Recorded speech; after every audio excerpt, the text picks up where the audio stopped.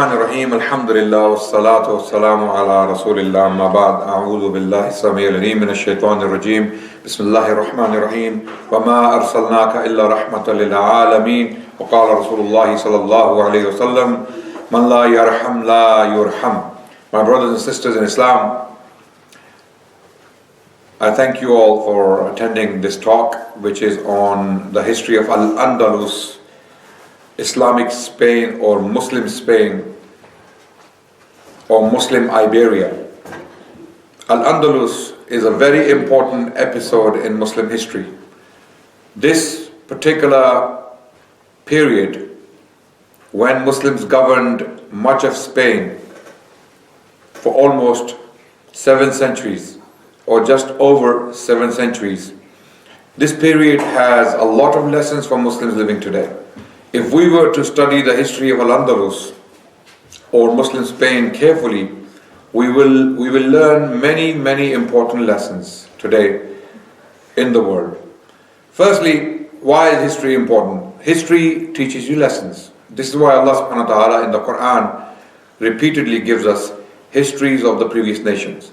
The purpose of repeating the stories of Banu Israel and the people of Dawood and people of Sulaiman and people of Nuh and people of other prophets for that matter is to teach you lessons.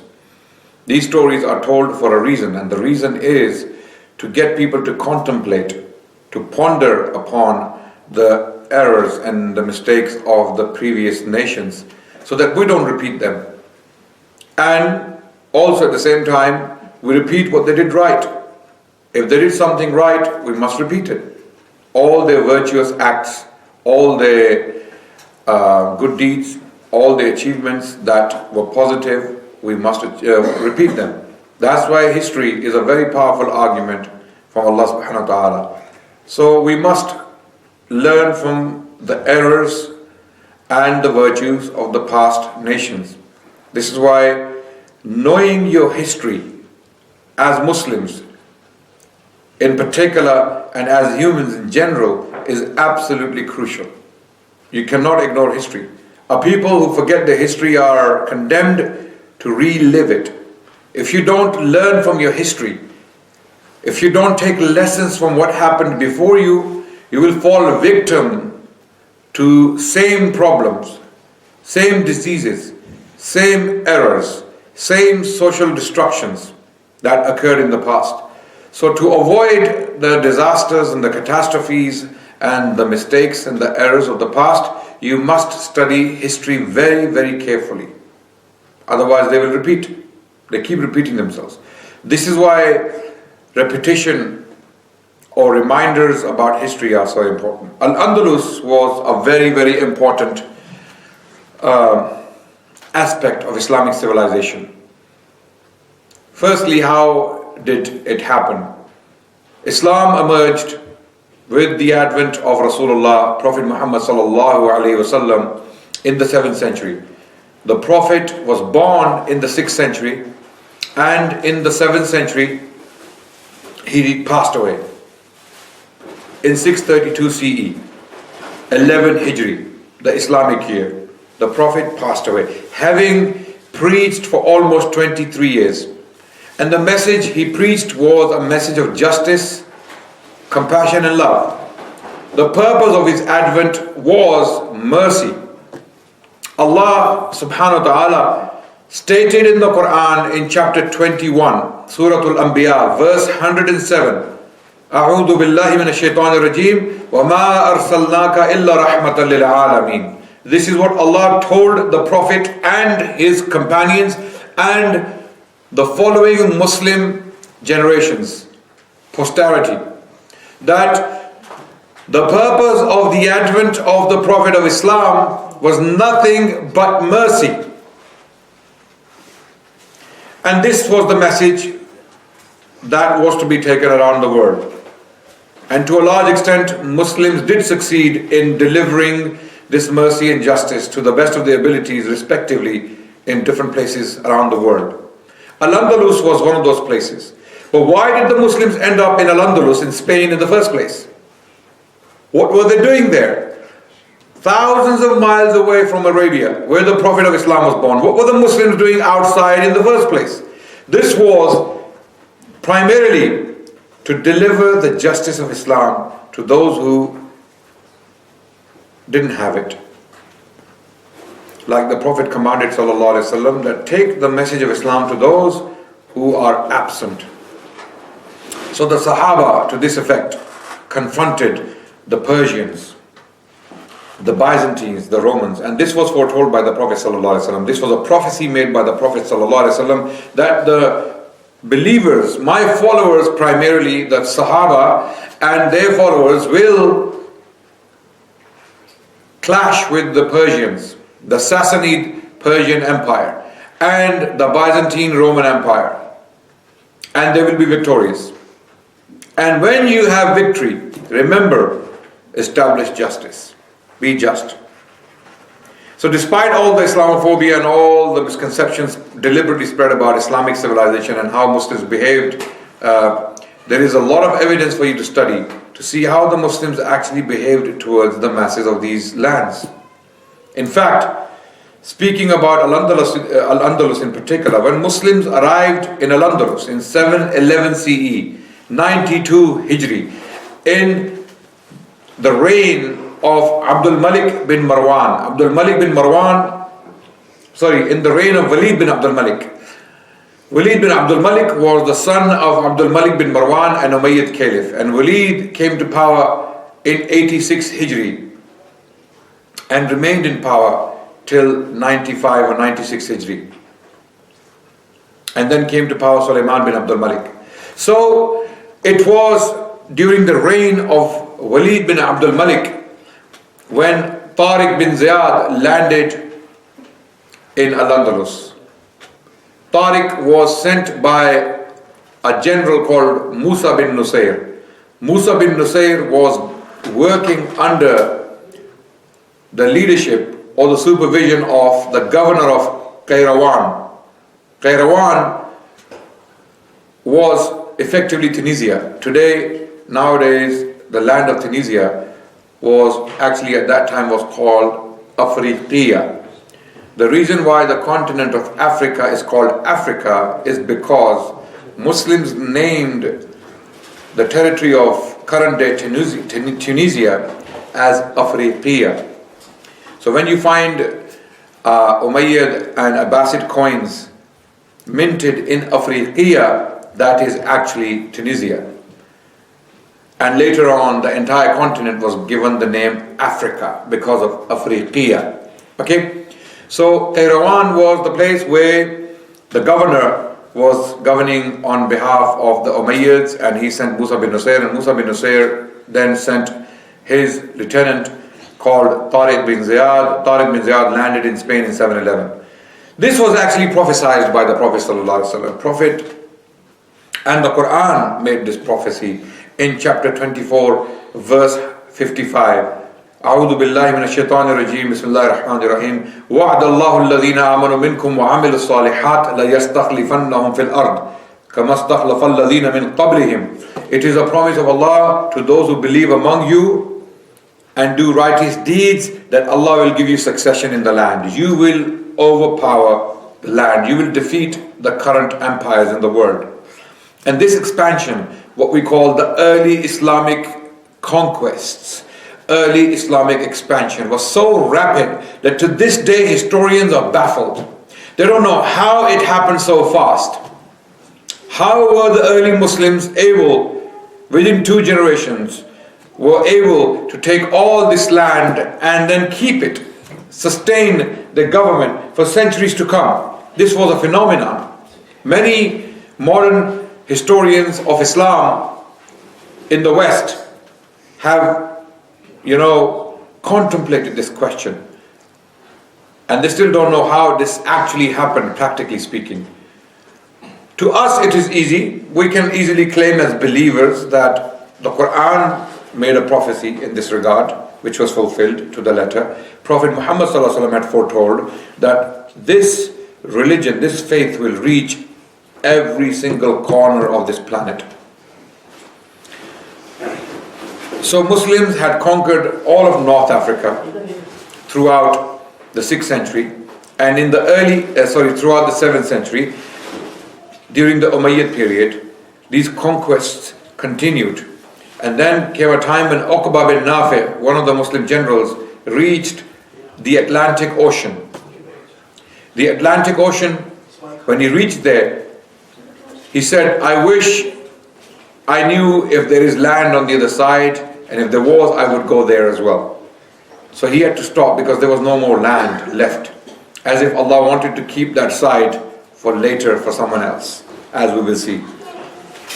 So in the year 92 Hijri, 711 CE, there was a civil war within Spain, what we know today as Spain. There was a civil war between the Visigoths, who were governing Spain at the time. Visigoths were by now Catholic Christians, while previously they had followed a different version of Christianity, which was Unitarian. They were Vandals. They were initially called Vandals. And this is why a lot of people think the word Al-Andalus actually originates from the word Vandals, people who were living in Spain at the time. Vandals were later on known as Visigoths, who actually governed the land of Spain. And when the Muslims arrived in Spain at the time, Visigothic King Roderick, who claimed sovereignty over the land of Spain, was fighting his rivals. So there was a civil war going on. And some of the people invited the Muslims to attack Spanish territory and take it. Militarily, take it. And there were many people persecuted in the land of Spain, such as the Jews. The Jewish people were under heavy persecution in the land of Spain at the time. For example, in the year 633 CE, exactly a year after the Prophet of Islam passed away, sallallahu alaihi wasallam, an ecumenical council was held in the city of Toledo in Spain. Ecumenical councils were church councils where the Christian bishops would convene and they would come and they would decide on the matters of the country. You know, they would deal with different questions people would be facing, or different problems people would be facing. When they would bring the problems up, the Catholic Church or the clergy, churchmen would decide as to what must be done. So one of the questions that came in this council was the question of the Jewish people in Spain at the time, who were living under the domain of Catholic Church, Christianity. So it was decided by the bishops that the Jewish people, the children are to be taken away from them by force. The children are to be taken away from them by force, and they are to be raised as Catholics, as Christians, by force. Right? So this was heavy persecution against the Jewish people, who were facing extinction at the hands of the Catholic Church at the time in Spain, before the Muslims even thought of coming to Spain. But when Muslims came about 8 years later, in 711 CE, then the Jewish people were supporting the Muslim cause. They came forward and they said, come and liberate us, please, from this oppression and from this tyranny of the Catholic Church. And this is clearly confirmed by Jewish historians. One of them is called Zion Zohar, who is an American Jewish historian. He wrote a history recently titled A History of the Sephardic and Mizrahi Jewry. On page 8 and 9 he states that when Muslims landed at Gibraltar, led by Tariq bin Ziyad, the Jewish inhabitants of Spain welcomed them as liberators, amazingly.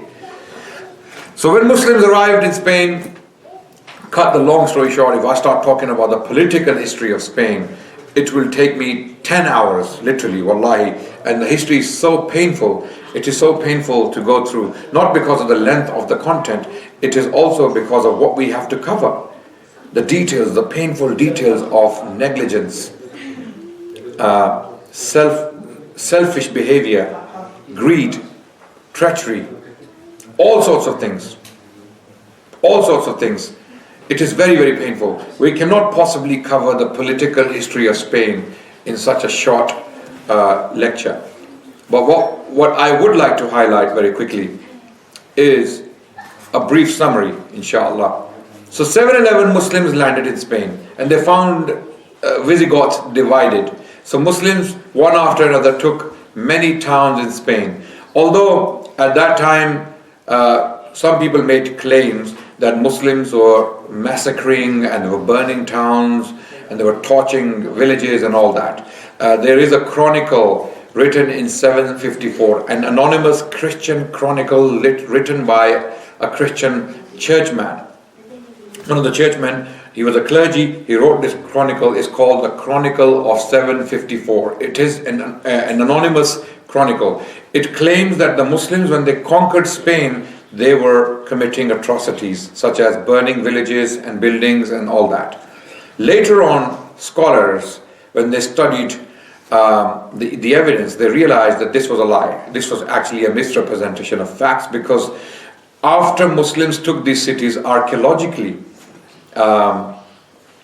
it is clear that these cities flourished under the domain of Islam for centuries. So, in fact, it was before the Muslims came to Spain, a lot of these cities were declining economically, socially. There was a decline in Spain. And so sharp was the decline that the conquest of Spain was made so easy for the Muslims. Within 7 years, Muslims had conquered 90% of the Iberian Peninsula. So after Tariq bin Ziyad landed in Spain in 711, sometime later, Musa bin Nusayr, the leader of Tariq bin Ziyad, also joined him, and then both of them together conquered the rest of Spain.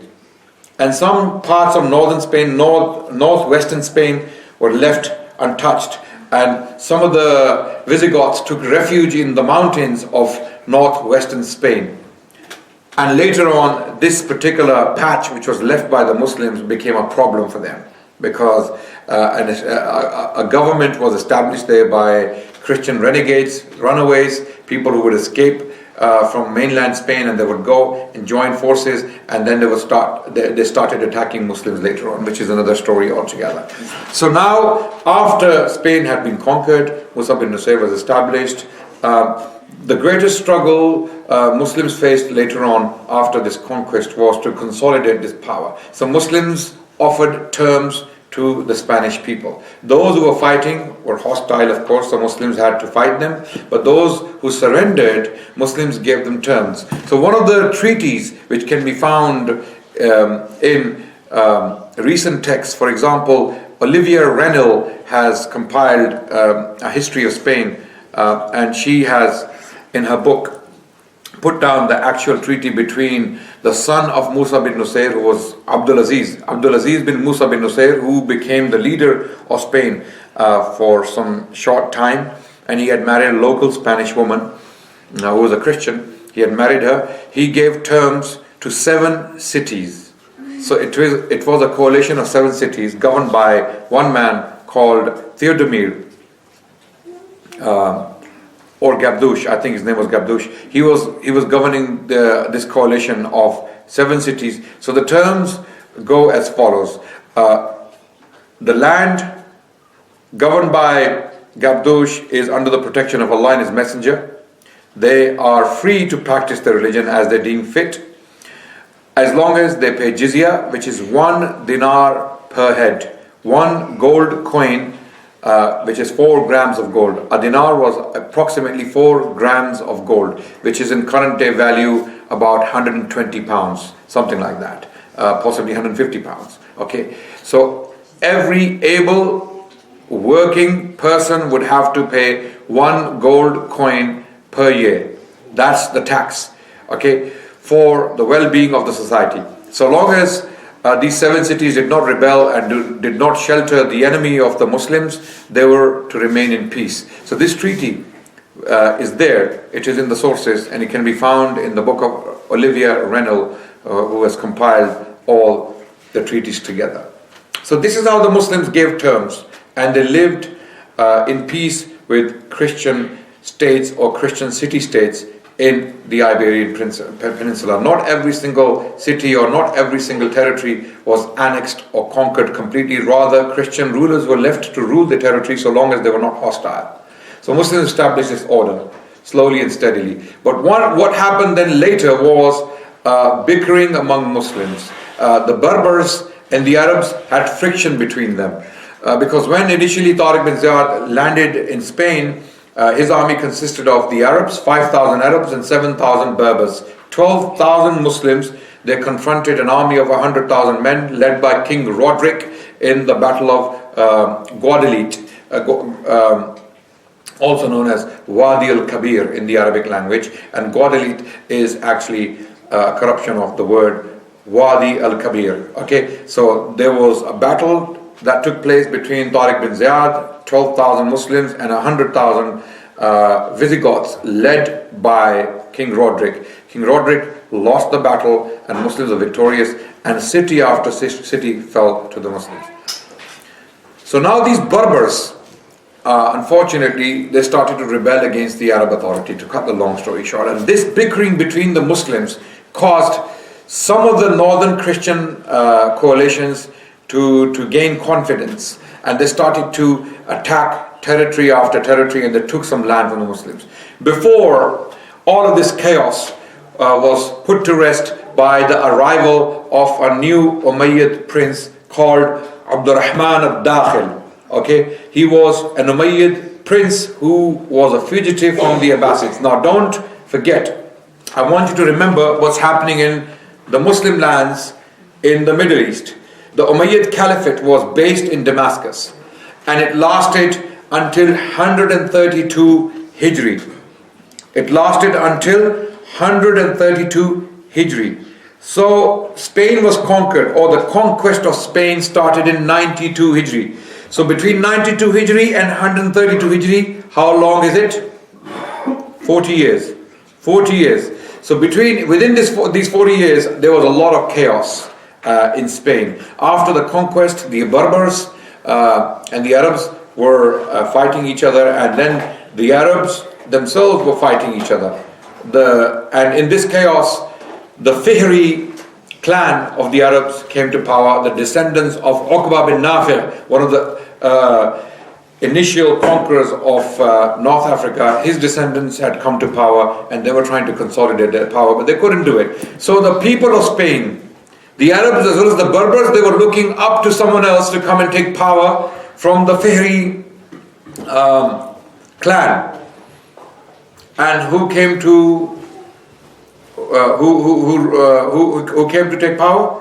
Abdurrahman al-Dakhil, who was a runaway prince who was escaping with his life from the Abbasids. Now, in 132, Abu Muslim al-Khurasani, an Abbasid sympathizer, had launched a rebellion against the Umayyads from current-day Persia.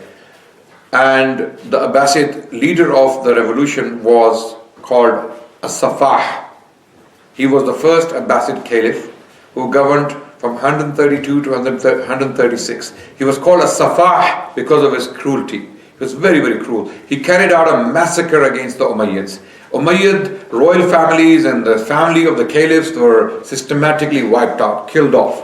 Some of them escaped, and one of them was Abdurrahman al-Dakhil. In fact, there is a story about Abdurrahman al-Dakhil, historically narrated, that he was escaping from his enemies, the Abbasids, and there was a river in front of him. It was him and his brother. And they started to swim to get to the other side, to escape. The Abbasids from the other side, they started to call them back, that come back, you are our brothers, we will not kill you, we will not harm you. Abdurrahman al-Dakhil did not believe them. And he continued to tell his brother, keep swimming, go to the other side, do not believe these people. But he believed them. Abdurrahman's brother believed them, and he turned around and he went to the Abbasids to surrender. Abdurrahman kept swimming and he went to the other side, and when he looked back, in front of his eyes, the Abbasids, or the Abbasid contingent that was actually pursuing them, killed him in cold blood. His brother killed Abdurrahman's brother in front of his eyes. So Abdurrahman turned around and he made his way to Spain. where he found some sympathy. Cut the long story short, he arrived in Spain as a young man in his early 20s, and the Spanish Muslims found this a great opportunity to put all the chaos to rest. So they united upon him, and they said, because he is an Umayyad prince, he has more right than the Fihris to govern Spain. So he united.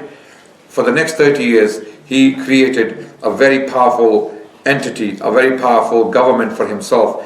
The Muslims, the Berbers and the Arabs united under the leadership of Abdurrahman al-Dakhil, the first Umayyad Amir of Spain. And then this amirship continued for another 2 centuries until 929 CE. So for 2 centuries, Amir after Amir came to govern Spain, and this was a golden age. Of course, there was a lot of political chaos. There were many rebellions. The Berbers and the Arabs, the friction continued. It never died down, unfortunately. And there's a lesson in this. The lesson in this is that Muslims, a lot of the times, due to a number of reasons, when they are together in a place, they find reasons to disagree with each other. And sometimes these disagreements cause them to become violent. And this violence causes the Muslims to lose what they have. It is as simple as that. And we have failed to learn from our history. Repeatedly, we ignore our history. Okay? There is this spirit of rebellion in Muslims, unfortunately, generally speaking. I'm not saying all Muslims are like that. Of course, rebellion is utterly haram in Islam. So long as your ruler is a believer and he observes Islam, it is haram to rebel against your rulers. The Prophet Muhammad ﷺ made it very, very clear. There are reports in Sahih Muslim, right, that you obey the ruler even if he is oppressing some of you, even if he is oppressive. Okay, you obey him for the greater good. This is a pragmatic position which the Prophet ﷺ taught the Muslims, for the greater good, because you may be oppressed as an individual by this ruler, but the impact of his governorship around the country is keeping things in harmony. He is keeping things together. You remove the ruler and his establishment, all hell breaks loose. All hell breaks. What happens then? Bandits, robbers, killers, murderers, rapists, they go on loose and they start causing chaos. Right? This was the pragmatic position Rasulullah ﷺ was teaching the believers. But unfortunately, in many places, the Muslims didn't take these teachings seriously, and they ended up causing catastrophes. So the Berber and the Arab divide in Spain caused major damage. The problem was from both sides. The Arabs, they had their Nakhwa, their Asabiyya. They looked down upon the Berbers. The Berbers are recent Muslims, so the Berbers don't deserve any powerful positions. The Berbers were always given difficult positions to defend, and they had to guard or garrison places that were difficult to defend. The Arabs always had easy, privileged, status, so this caused problems.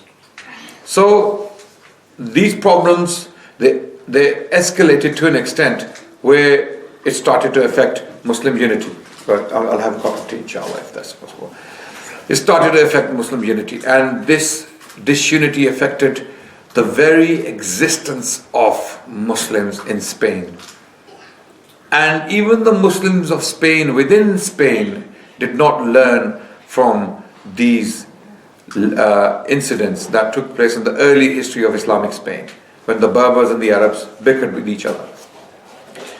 Then came some powerful rulers who were able to unite. For example, after Abdurrahman al-Dakhil had come to Spain in 750s, when he had come to Spain, for 2 centuries, almost 2 centuries, there was relative peace.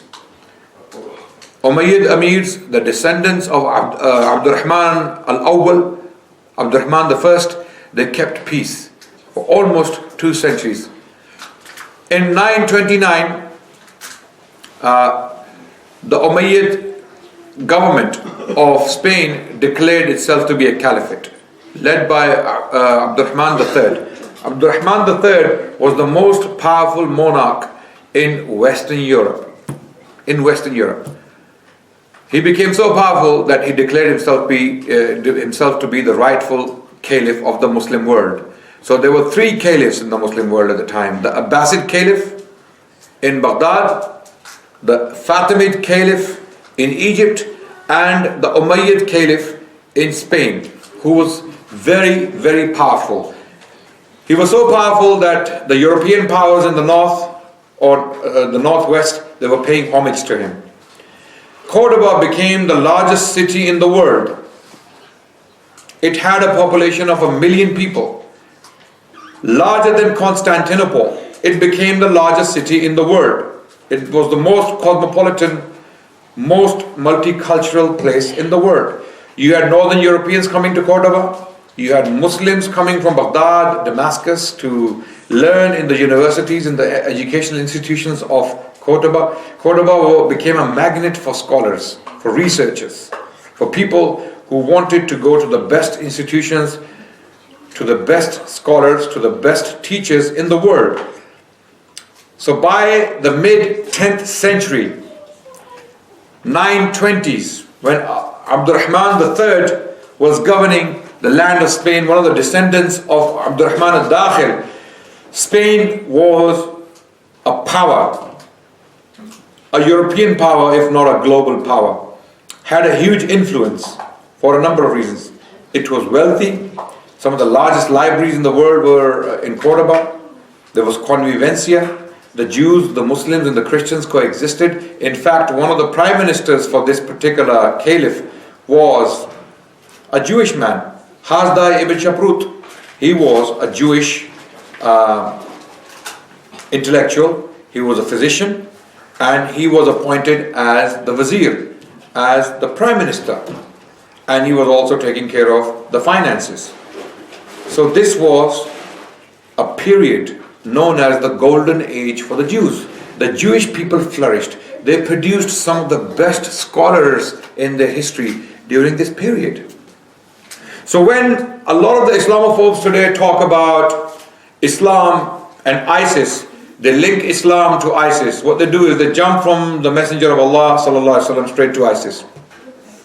This is a very clever game Islamophobes play with the Muslims, to put the Muslims on back foot, to put the Muslims in an apologetic position, that the Muslims must now start to apologize for Islam, for believing in Islam, for looking like Muslims.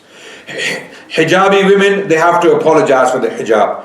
Bearded men, they have to apologize for their beards. Muslims who want to practice Islam to the letter, they have to be apologetic. They have to be ashamed of Islam. Why? ISIS. Look what you have done. Look, you Muslims, what you have done. You have produced ISIS. We tell them, hold on. Let's talk sense.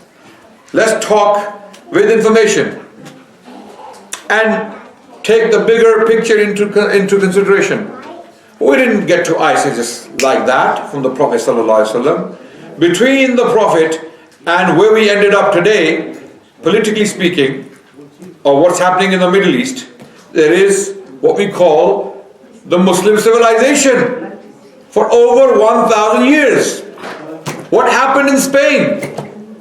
What are you going to do with the scholars, the philosophers, the scientists, the theologians, the muhaddithin, the poets, the intellectuals of Al-Andalus? If we were not to take the intellectuals from Damascus, Baghdad, and Qayrawan, and Qahira, and Samarkand and Bukhara into consideration. If we were not to take them into consideration, because they were also part of the Muslim civilization, the Muslim civilization dominated the world for over 1,000 years in all these fields I mentioned. Philosophy,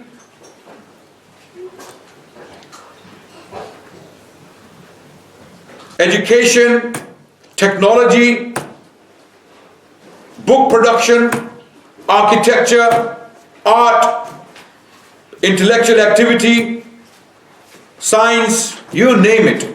The Muslims dominated the world for over 1,000 years. Will you now put that achievement into the basket of Muhammad sallallahu alaihi wasallam? This is the question I ask these people who jump straight from the Prophet to ISIS. What are you going to do with this? The history of over 1,000 years, our libraries, our hospitals. There is no Western civilization without the Muslim contribution, which I will highlight very quickly before I finish. There is no Western civilization without the Muslim contribution.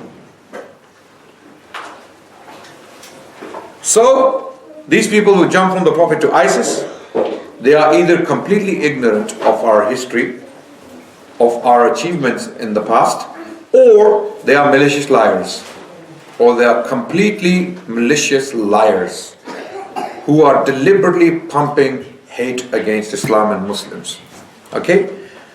By the way, these extremist groups, and what they're doing is a product of geopolitics. What's been happening in the Middle East, foreign policies of certain countries. They have been conducting mass murder in the name of democracy and in the name of other ideologies. So how is that a problem of Muslims? Did we cause it? Did we produce these people? Are they a reaction to Islam, or are they reacting to something barbaric they have been facing? So extremism breeds extremism. When you have extreme actions, you have extreme reactions, right? So extremists are brothers of each other. They cause each other to come about. It is extremism that gives birth to extremism. It has nothing to do with Muslims. We are proud of our civilization. We will always believe in Islam. We will always be proud of the legacy of Prophet Muhammad sallallahu alaihi wasallam. We'll always hold onto it. We will always be proud of it, inshallah. So, Spain is a point to be noted. Al-Andalus, Islamic Spain. There were European scholars during this period traveling to Muslim lands in Spain to learn from the Muslim scholars. The knowledge of science, philosophy, came directly from Spain to the Europeans. The Europeans, because of their focus on Christian theological literature, had completely lost touch with the works of the Greeks and the Romans and the others. So the Muslims took that beneficial knowledge and they worked on it. They were teaching it. So for example, in the libraries of Cordoba, in the Arabic language, Qartaba, in the institutions and the academies of Qartaba, there were Muslim scholars with turbans and beards. They were teaching Europeans, Jews, Arabs, Berbers, people coming from the Middle East. People from the whole world were flocking. They were coming to Al-Andalus, to Spain, to learn from the Muslim scholars, to learn the theology. There were muhaddithin in Spain. Spain, Islamic Spain, produced some of the major scholars in Islamic history. Imam al-Qurtubi. His name is al-Qurtubi, from Qartaba, from Cordoba. He is one of the greatest mufassir, one of the greatest mufassirin in Muslim history. Someone who wrote a giant commentary on the Quran. So, two of the best commentaries of the Quran are what? The most prominent, the most popular, and the most famous ones. Who is going to name them? Anyone? One is Tabari. One is Tabari, and the other one is Qurtubi. All scholars of Islam, when they write a commentary on the Quran, they have to refer back to these two sources. They have to. They have no choice. They have to look at the tafsir of Imam Ibn Jarir al-Tabari and Imam al-Qurtubi. Without these two tafsirs, they feel as if they haven't done justice to the commentary of the Quran. Then we have Ibn al-Hazm. Ibn al-Hazm was an intellectual, a poet, a theologian, a philosopher. Like we have people like Ibn Rushd, also known as Averroes in the European lands. At the time he was known as Averroes. And he was a theologian, a Muslim theologian, a Muslim imam, a faqih of the Maliki fiqh. He was actually the Qadi of Qurtaba, and he had written commentaries on the works of Aristotle. Although that caused him problems later on, because he drifted away slightly from some of the mainstream Islamic opinions, but that doesn't take away the fact that he was a product of the Muslim civilization. Even some people point at Ibn Sina, that he was a mulhid, he was a heretic, Islamically speaking. Islamic theologians, they had declared him to be a heretic, an outcast. Basically, he completely broke away from the Islamic tradition. That's fine, that may be true. Major scholars of Islam actually some of them made takfir of him. They said he was not even a Muslim because of the things he wrote.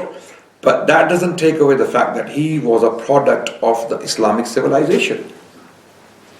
His good achievements and his errors are with him. They cannot be taken away from him. But you cannot take his good achievements. You cannot divorce his good achievements. His book Al-Qanun, the canon, was taught in Europe for almost 5 centuries as the major text on medicine. As late as the 16th century, Al-Qanun was being printed in Europe in the Arabic language as well as Latin translations. Ibn Sina's Al-Qanun. Are you going to say this is now without Islam? Of course not. That's a positive achievement of Ibn Sina, and it was a product of the Muslim civilization. So Spain is absolutely crucial if you want to understand what happened in Europe in the 12th century and beyond. When it comes to advancement of knowledge, literature, technology, intellectual activity, you have to look at Islamic Spain. There are scholars who have written extensively on this topic. For example, one of them is called George Saliba. George Saliba has written a book titled The Arabic Origins of the European Renaissance. By the way, George Saliba is a Lebanese Christian. He's not a Muslim, right? So he hasn't been paid by the Saudis to write this book. Okay? He has written this book to show how the European Renaissance of the 15th and the 16th century was directly inspired by the Arabs, the Muslims in Spain, specifically, in particular, and other places like Sicily and the Middle East. Then there are books like the Arabic role in European literature. This book is written by a scholar called Maria Rosa Menocal. She's a Spanish Arabist, and she has written extensively on Spain and the history of Spain. And she actually wrote a book titled The Ornament of the World, describing the peaceful coexistence between the Muslims of Spain and other faiths during the Islamic period. This is what we look up to.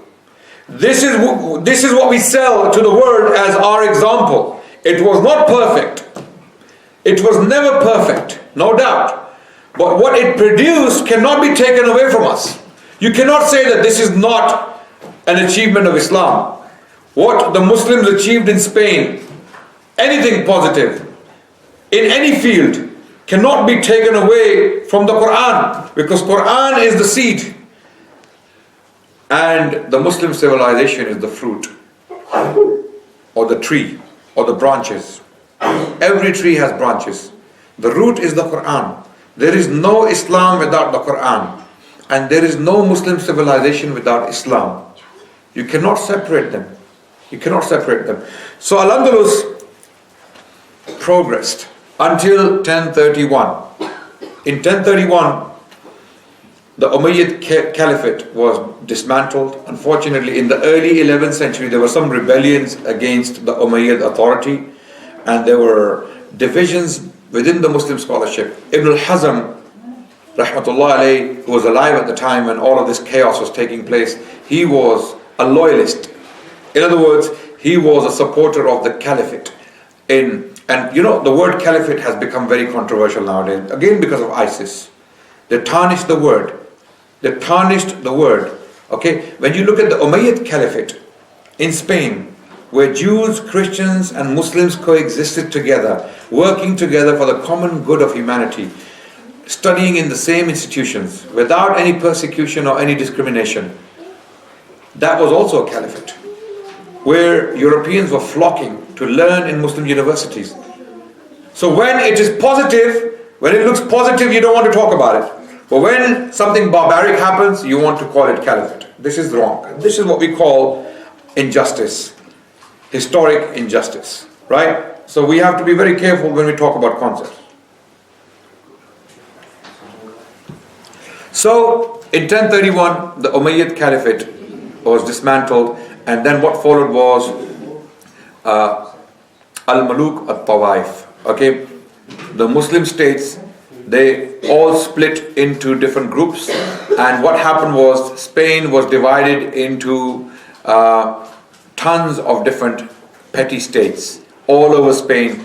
We had different kings claiming to be caliphs, and they were all claiming to be authorities or the rightful rulers of Spain, and they all split into different tiny states. When this happened, now think about this, what this unity does to the Muslims, what it has done historically to us. This unity, when you disunite over petty things, over selfish gains, because all of these rulers, they have died. Every single ruler who governed one of these petty states in Spain is gone, finished, dead and buried, graves, we don't know where they are. When they were alive, they thought they are the Amirul Mu'mineen. I am the rightful ruler. I have a military, I have an army. But they were very short-sighted. When the Umayyad Caliphate was dismantled in 1031 CE, having governed effectively for almost 3 centuries, having kept the Muslim civilization in Spain united, having benefited humanity on that scale I have already discussed, where Europeans, people from the Middle East, people from Africa were flocking to Spain to learn from Muslim scholars. You know, you cannot produce a civilization without peace and tranquility, without justice and a sense of security. Even Will Durant, one of the American philosophers, he was writing in the 70s, he wrote a history of civilization. On the first page of the first volume of his book, and the first volume is titled Our Oriental Heritage, he writes, a civilization consists of 4 elements. It consists of 4 elements: economic provisions, political stability, pursuit of knowledge and arts, and moral traditions. I will repeat: economic provisions, political stability, pursuit of knowledge and arts, and moral traditions. These 4 elements make civilizations or a civilization. And all of these 4 elements rest upon one pillar. And that pillar is sense of security and justice. You remove justice, all of these 4 elements will collapse. You will have no economic provisions. Your economies will fail if there is no justice. Your morality will be lost. There will be no political stability, and because of that, there will be no pursuit of knowledge and arts. The reason why Al-Andalus, Islamic Spain,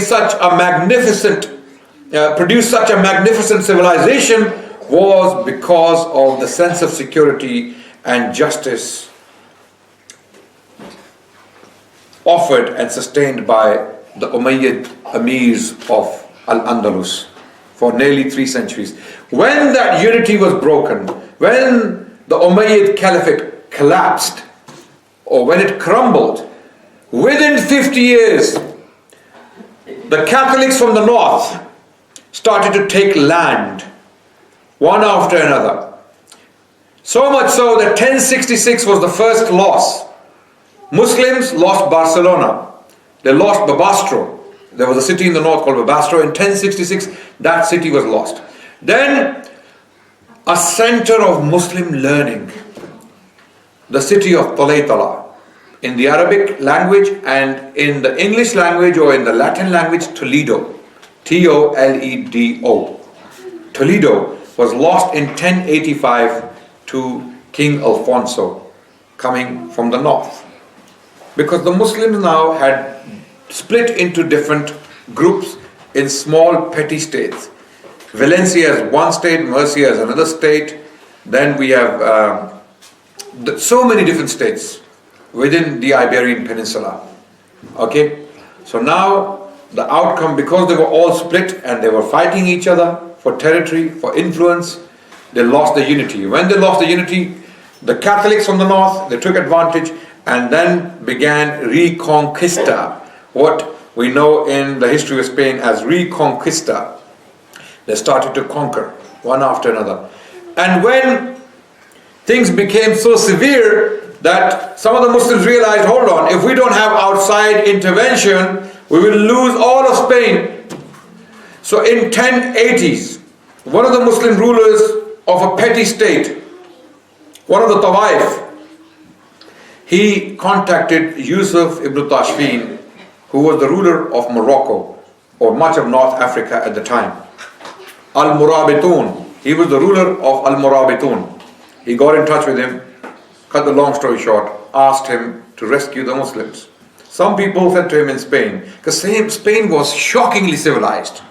Spain, Islamic Spain, Al-Andalus was the most civilized piece of land in the world at the time. Right? Spain was New York, London, Paris, Sydney plus. By the standards of the 11th and the 12th centuries, Spain was all of these cities plus at the time. You know, all the cities of Spain, they were very, very civilized. So some people said, why are you inviting these desert, savages to come and defend Spain? So this Muslim ruler made a very famous statement, which is historically documented, that I would rather be a shepherd for camels than be a shepherd for pigs. In other words, he was saying, when the Catholics will come down ruling or conquering the land of Spain, they will bring pigs with them, because pigs were a very common, delicacy among the Christians of the north at the time. It still is in many countries to this day, right? So he was referring to being a shepherd or a farmer of pigs. So he had he had two choices: either be a farmer for pigs or be a shepherd for camels. He said, I would rather be a shepherd for camels. So then the Al-Murabitun, they came to Spain and they checked Reconquista, or the Catholic taking of Al-Andalus, for another 2 centuries. Effectively, they stopped the advance of the Catholic Church and the Catholic kings coming from the north, backed by the Catholic Church, of course, because they called it a crusade. It was a crusade against the Muslims of Spain, right? So this advance was checked by the intervention of Al-Murabitun. So Al-Murabitun governed for almost another century, and then came Al-Muwahidun. Al-Muwahidun were a very strict, almost an extremist group of Muslims who came in, and they forced many of the principles on the people of Al-Andalus, and then they lost a very, very important battle against the Catholics coming from the north in the year 1212. This battle caused the loss of almost all of Spain except Granada, except the state of Granada. So after the Muwahidun or Al-Muwahidun, Al-Mohads in the English language, they are known as Al-Mohads, after they lost the battle which took place in 1212 against the Catholics of the north, the city of Valencia, Cordoba, Seville, all of these city-states, they fell to the Catholics from the north. And what remained was Granada or Granada in the south.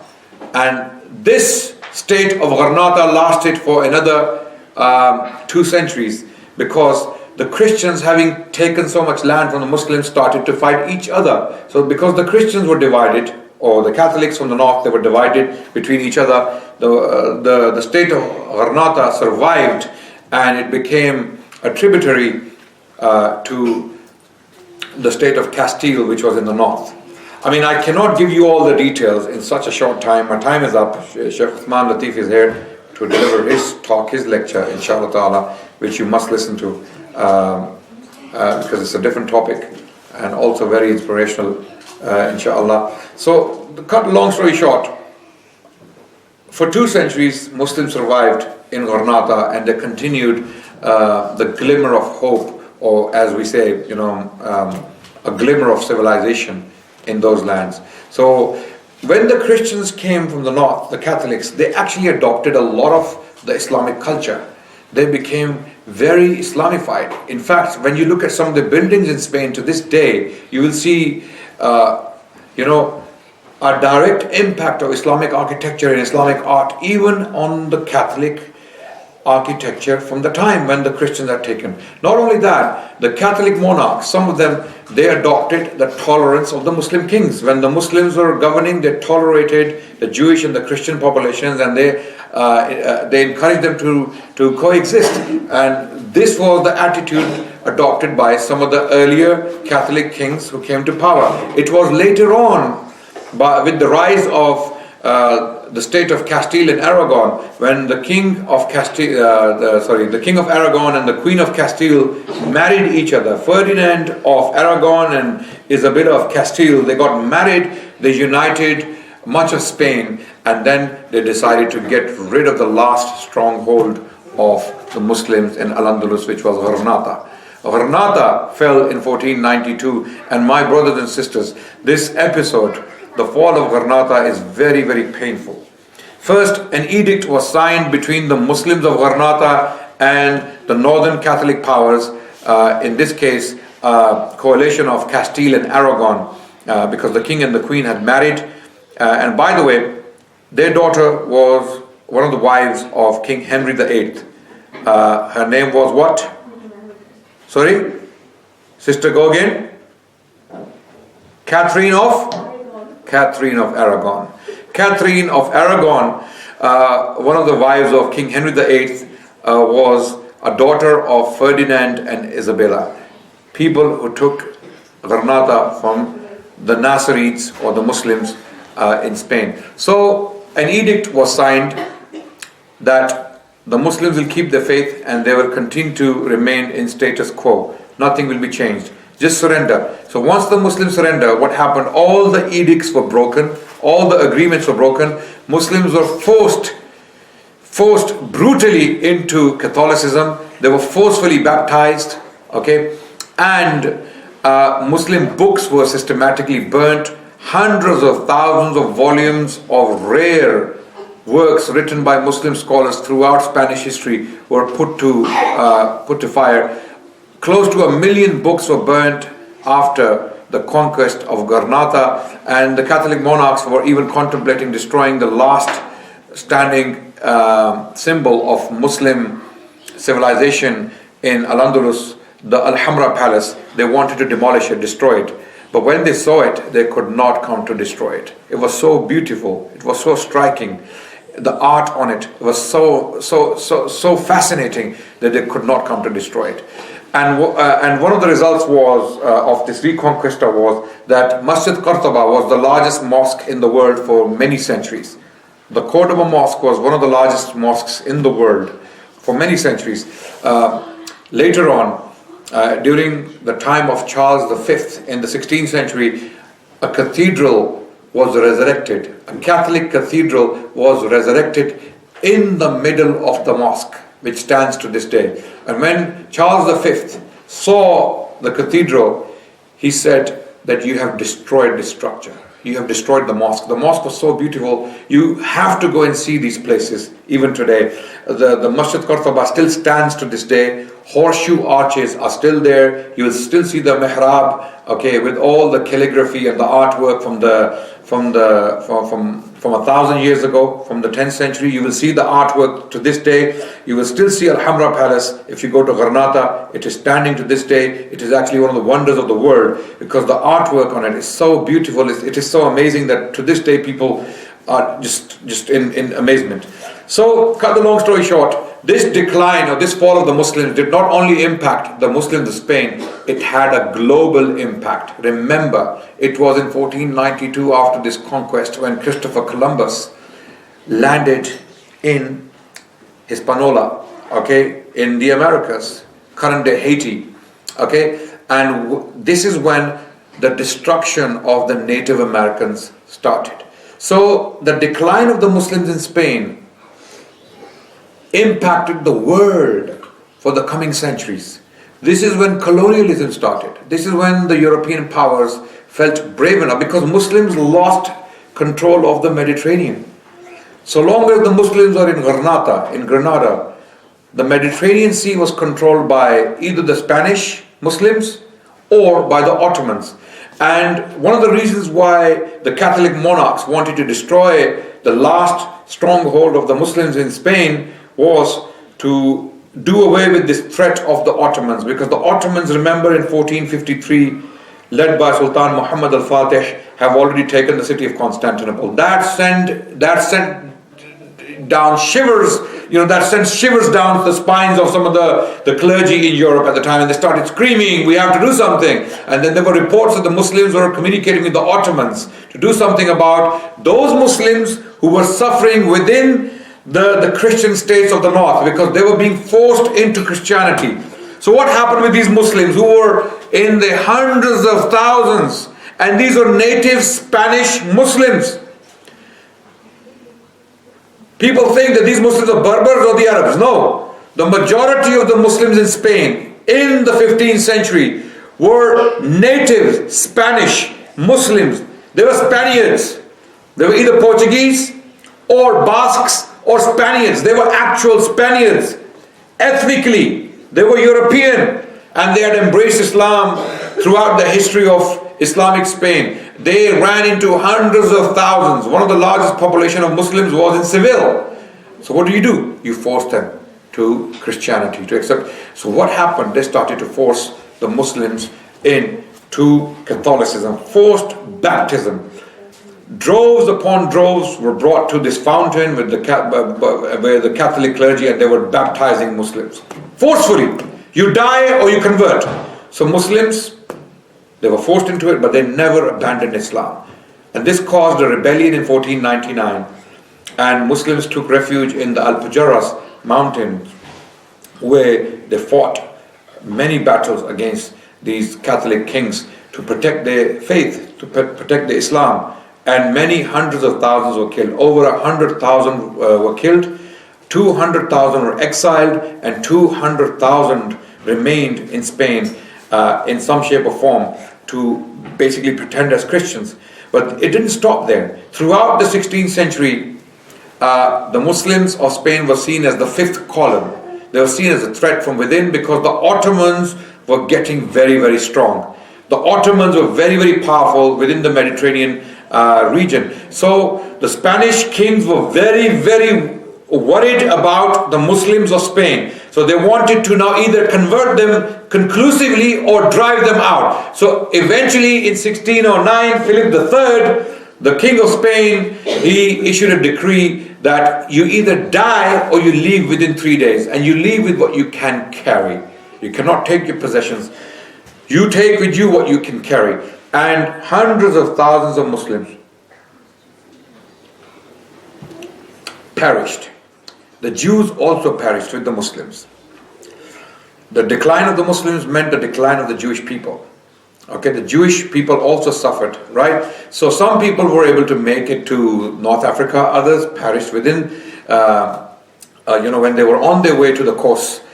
Some were successfully transported, others were killed off, some people died, there were massacres. Wallahi, the details are so painful as to what happened to the Muslims under the domain of the Catholics in Spain before the conquest of Granada and after the conquest of Granada. It is unbelievable cruelty and barbarity in history which is completely unknown to Muslims. I strongly recommend a book you must look into. Actually, few books, right?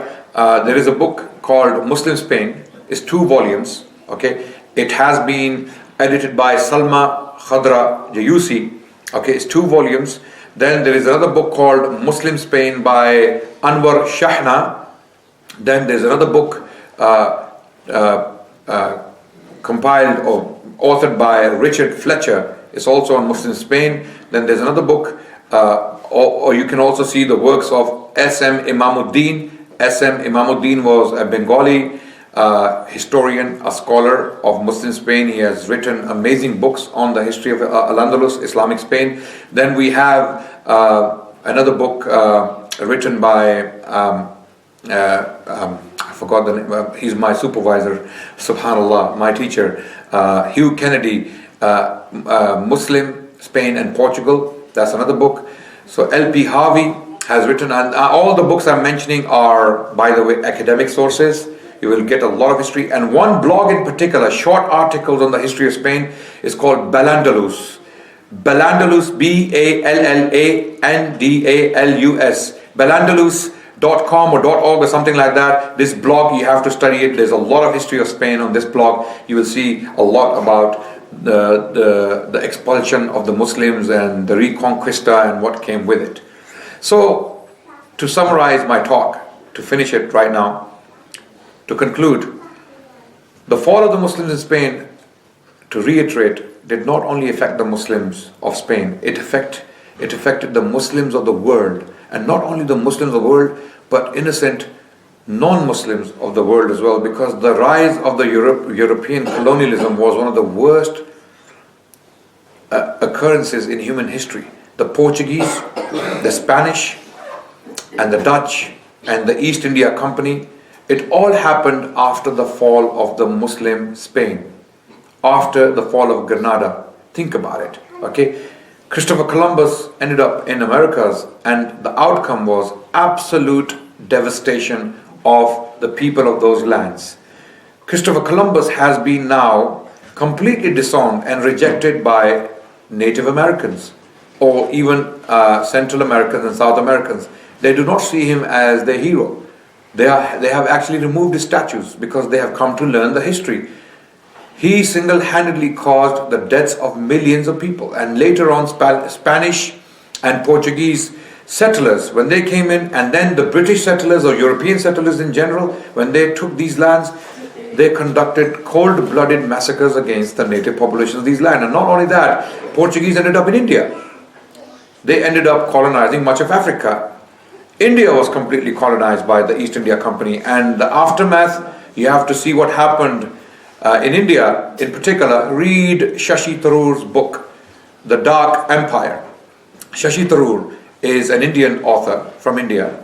He's an Indian politician, also a historian. He has written his book, The Dark Empire. See what happened as a result of the fall of Granada. Why am I linking later European colonialism with the fall of Granada? Because that's the tipping point.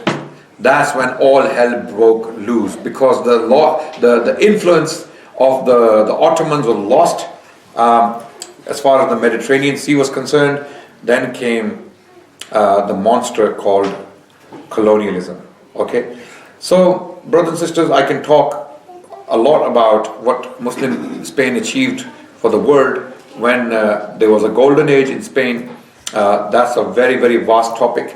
But I would recommend one book in particular on that very topic, so that you can look into it. It's called, the title of the book is Hidden Debt to Islamic Civilization. Hidden Debt to Islamic Civilization is written by a historian called Al-Jazairi. You can find the book online. Hidden Debt to Islamic Civilization is a book which is an encyclopedia of information, which will give you a lot of information on what Islamic Spain in particular did for the world. Thank you so much for listening. Wa akhiru da'wana anil hamdulillahi rabbil alameen.